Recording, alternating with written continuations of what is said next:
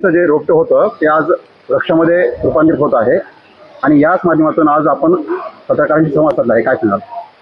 नाही, इथे आम्ही एक कृषी गोळ बनवलेला आहे शेतकरीसाठी आणि अजूनपर्यंत लास्ट 10 महिन्यामध्ये 10,000 शेतकरी ट्रेनिंगसाठी येऊन गेलेले आहे. तो आम्ही आव्हान देतो शेतकऱ्यांना, तुम्ही इथे या, शिका कसं शेती करतात, सॉइलवर कसं काम करतात, मातीवर कसं काम करणार, तो हे तुम्ही या, तुमच्यासाठी जे आहे इथे तो लोकांपर्यंत पोहोचायच्यासाठी आम्ही आज पत्रकार परिषद केली होती.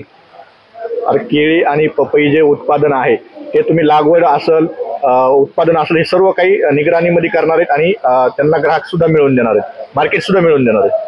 ते आम्ही बेस्ट क्वालिटीच्या रोपं पूर्ण देशमधून बेस्ट नर्सरीने आणून देतो, त्याला ट्रेनिंग देतो आणि मार्केटिंग करायला मदतही करतो. तो शेतकऱ्यांची इन्कम वाढणं हा फक्त एकच आमचा ध्येय आहे. महाराष्ट्रातील बीडमध्ये असणारं किंवा परळी तालुक्यात असणारं हे कृषी कुल, याच्या कॉपीज आता देशभरात होऊ लागल्या आहेत, याबद्दल काय सांगा?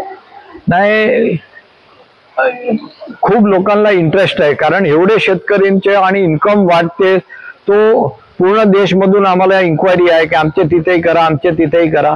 सगळ्या ठिकाणी मी नाही करू शकतो. तो मी ऐकलंय की कृषीकुलच्या मॉडेल देशमध्ये दुसऱ्या ठिकाणी पण करायचं स्टार्ट झालेलं आहे आणि ते खूप आनंदची गोष्ट आहे.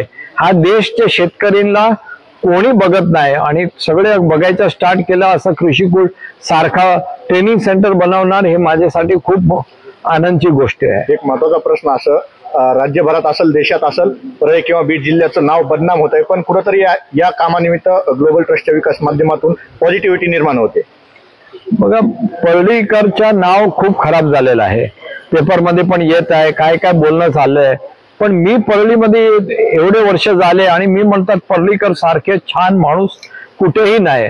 पर्ळीकर are one of the best people. तो त्यांची इमेज खराब झालेली आहे, ते इमेज बदलायची गरज आहे. त्यासाठी आम्ही मॅरेथॉन ठेवला होता, प्रोग्राम्स ठेवतो. आज सगळे पत्रकारांनी येऊन कसं पर्ळी चेंज करत आहे आणि एक मॉडेल बनत आहे इंडियासाठी, हा दाखवायची कोशिश आहे. ड्रॉट एरिया म्हणून ज्या अशी ओळख होती या भागाची, त्याला आता वॉटर एरिया म्हणून ओळख होत आहे. ते एकदम माझा एकच स्लोगन आहे, मराठवाडा मालममाल.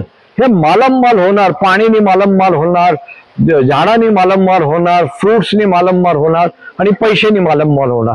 हा एरियाला आपल्याला असा मॉडेल बनवायचे आहे जे पूर्ण देशसाठी एक एक्झाम्पल बनून जाणार. साधारणतः जीडीच्या वर्कपासून 1 लाख उत्पन्न असणाऱ्या शेतकऱ्यांचं उत्पन्न साधारणतः 5 लाखापर्यंत गेलेलं आहे. तो टाटा इन्स्टिट्यूट ऑफ सोशल सायन्सचा रिपोर्ट आहे की आमचे जे शेतकरी आहे, जे 38,000 रुपया पर एकर इन्कम होती, आज करीब 4 लाख रुपये इन्कम झाली. 10 पटपेक्षा जास्त इन्कम झालेली आहे. जे वर्स्ट एरियामध्ये असं होऊन जाणार तो पूर्ण देशमध्ये का ना होऊ शकतो. थँक्यू.